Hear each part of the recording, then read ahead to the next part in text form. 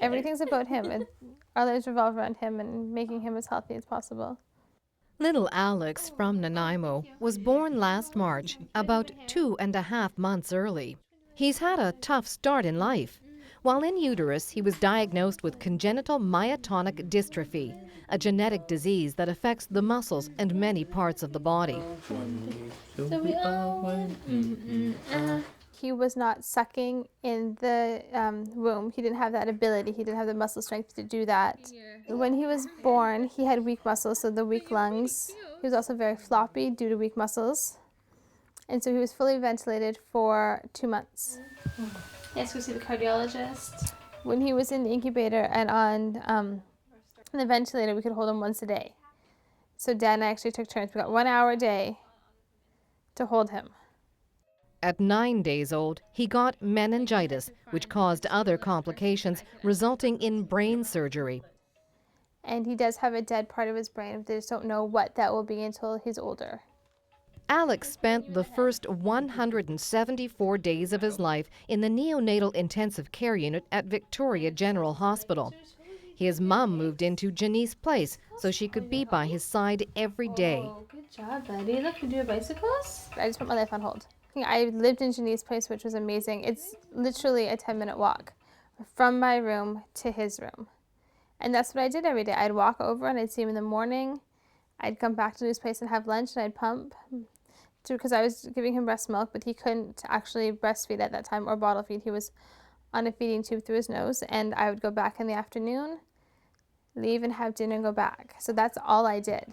The Help Fill a Dream Foundation stepped in to make sure the walkers didn't have to worry about how to pay the $4,000 accommodation bill.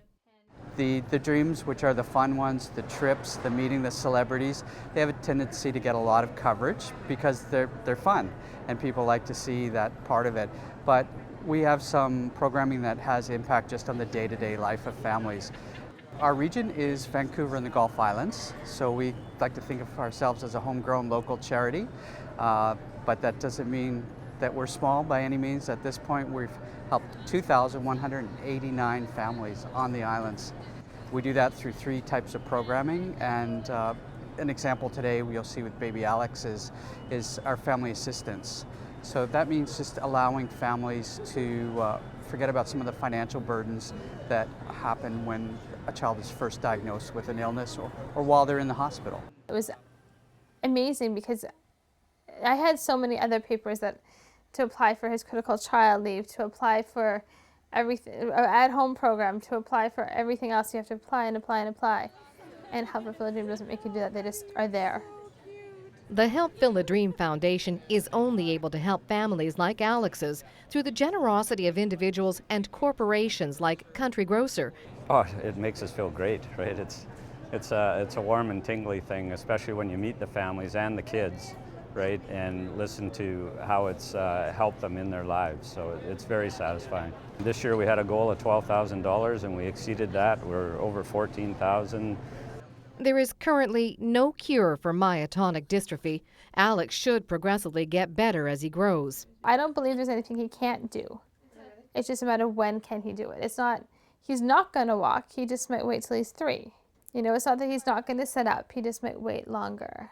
In Nanaimo, I'm Annette Lucas.